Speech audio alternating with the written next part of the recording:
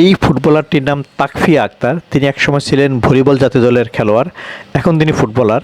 যুব মহিলা ভলিবল দলের হয়ে তিনি নেপাল সফরে গিয়েছিলেন, সেখানে 4টি আন্তর্জাতিক ম্যাচ খেলেছেন। কিন্তু ভলিবলে আন্তর্জাতিক ম্যাচ এবং লোকাল খেলা তেমন না থাকায় তিনি ভলিবল ছেড়ে ফুটবলে চলে এসেছেন।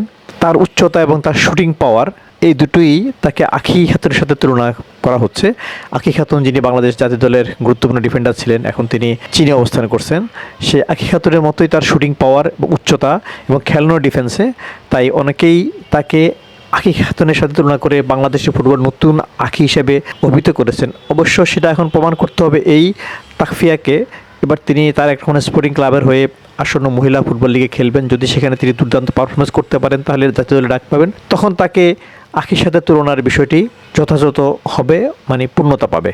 আঁখি খাতুন যেমন দূরপাল্লার শটে গোল করতেন, তেমনি এই তাকফিয়াও বিভিন্ন টুর্নামেন্টে অর্থাৎ বিভিন্ন জেলায় যে ফুটবল খেলা হয় সেখানেও দূরপাল্লার শটে গোল করেন, যে কারণে তাকে নতুন আঁখি হিসাবে অভিহিত করছেন সকলে।